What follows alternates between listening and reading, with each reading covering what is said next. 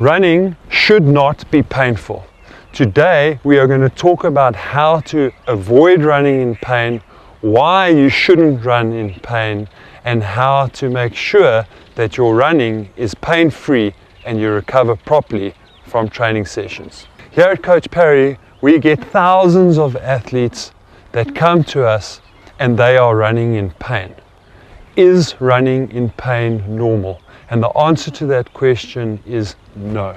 If you are constantly in pain, if you are sore, then you are doing it wrong. When you start out running as a beginner and haven't been running for a long time, then it is possible that there might be some early discomfort. But you have to make sure that discomfort doesn't progress into pain. You need to make sure that how you plan and structure your training allows you to get to a point where you're running pain-free. So as Lindsay mentioned, pain is not normal. But what is it? Let's just think about this a little bit deeper for a second. Pain is your body's way of telling you that you need to maybe take a step back. Something's not right. Think about hitting your fingers with a hammer. You can hit yourself really hard.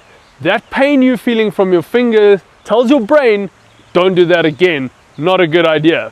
The same applies if you were just gently tapping your finger with a hammer, gently getting harder and harder and harder. Over time, that's going to cause something serious. It's going to cause pain. And this is exactly what we are trying to do, or trying to suggest, not running through pain and ignoring it. By ignoring pain while we're running, the same thing applies. It could become something more serious.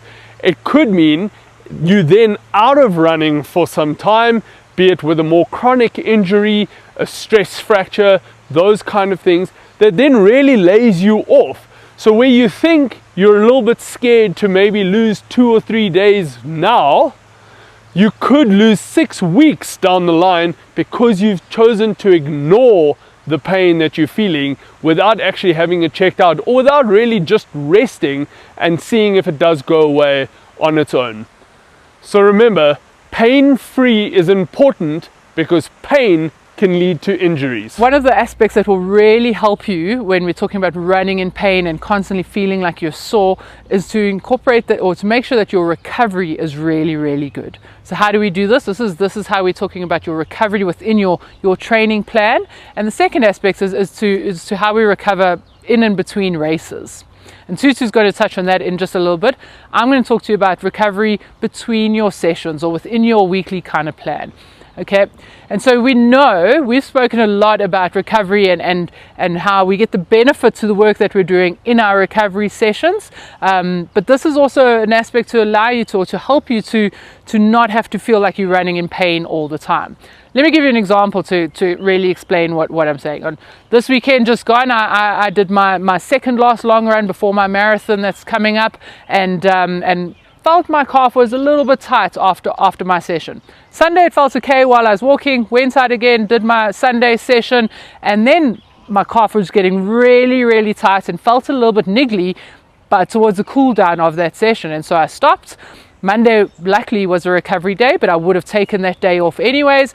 Did a little bit of light foam rolling, rested up, and then yesterday when I ran, perfectly fine. No issues, no tightness whatsoever. And so that recovery is just allowing your body, A, to get the benefits of the training that you've put it through, but also to recover from anything that is perhaps getting a bit tight, or anything that's going to be causing some kind of pain. So one of the mistakes that we see runners doing often is not taking enough of a break in between races and just going from event to event to event.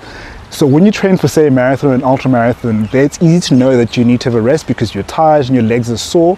But even training for 5K races or 10K races, you still need to think about taking adequate recovery after your race. Most people are scared that they're going to lose fitness, and we want to show you that that's not going to happen. It takes a very, very long time to lose any fitness you've built up over a long training plan. So actually taking a week or two off in between your different races is going to be much better for you in the long run. It's both a physical refresh and a mental refresh. So you've got to respect the race distance. So if you're when people run 5K races, for example, because the races are so short and you can do them frequently, we think we can just keep going and going and going. But after a while, that fatigue will begin to accumulate, and then you run the risk of picking up injuries or getting sick. And it's at this point that you actually need to take some time off, and taking a week off is not going to be a big thing in the long term. So you might have heard these two statements before through running media, that the idea of train, don't strain, or you train to race, not race to train. So the important thing about these statements and why they're good philosophies to adapt to your training is that the train, don't strain part is this idea that we can't go out and smash all of our runs. Much of our training, we talk about the 80-20 principle, much of our training has got to be easy. And you're building up endurance and strength to allow you to do that little 20% of training that's actually going to be your race-specific training. And this idea of like you train to race and not race to train, often people go out and they use races to build fitness. So you do 2 or 3 days in the week and you go smash a 5K or a 10K or half marathon on the weekend. You can't build up fitness if you're constantly going out, training for a little bit and running races, training a little bit and running races. So you actually need to go out and build a nice block of training. So building all that training that you're doing, and the sum total of your training is going to help you achieve your goals at the end. And so if you're aiming to run, a sub 4 hour marathon, a sub 40 10K, whatever it might be, you need to put in the time, the training, for you to be able to build the required fitness for you to nail your race as best as you can on race day. So there are times during running where we do pick up little niggles, discomfort, injuries, and then what? Because we are preparing for a race.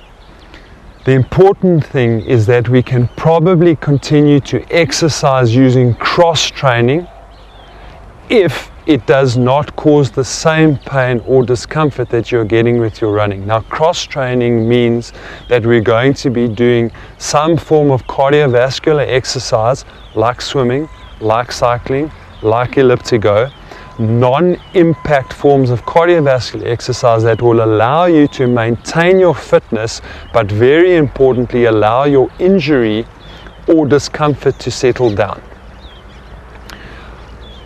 At Coach Parry, we have a threshold test which gives you an indication of how much you need to modify your training.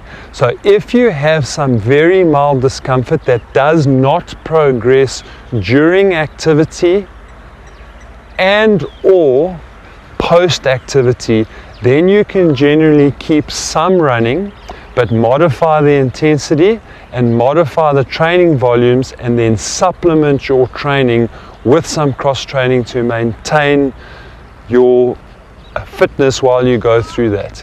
If that discomfort and or pain progresses during a run or after a run, then it's important that you remove all running from your training and focus on cross training while you allow that injury to heal properly and deal with the root cause of that injury. Another way to manage or even prevent pain is what I refer to as general maintenance.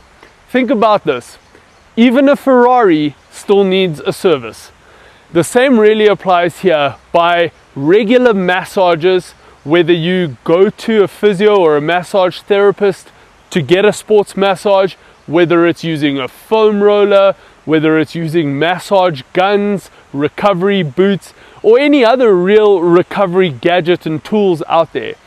All of those are different strategies for you to recover well and to maintain a pain-free state of mind or state of body, really. It is a really good habit to get into, whether that is the regular massages or just foam rolling even. Massages, they do generally come with an added cost. Obviously you have to go and you have to pay for someone's service. So it's not always a case of having to do a massage after every training session or even every week. It is key though, in particular around bulky training blocks. So when you're in peak training, to maybe look at getting a massage once a week or at very least once every second week. This is where foam rollers and rollers can really help, because these you can do daily, whether it's part of a warm-up, part of a cool down, as just general recovery, whether you're running, doing strength training, or even have a rest day. Foam rolling is something you really can do at varying intensities, but you can do that in the comfort of your own home. So again, try and get yourself into a habit of using different recovery strategies that will help you down the line to be pain-free. So there are two things that you can do around your workouts to minimize both the risk of injury, but importantly to minimize your post-exercise discomfort. And those are warming up and cooling down. I'm going to focus on the cool down first. It's really important post-exercise that you do some much slower, easier, lighter cardiovascular exercise that could be very light jogging or walking at the end of an easy run, for example, and then doing a little bit of mobility and a small amount of static stretching post-exercise.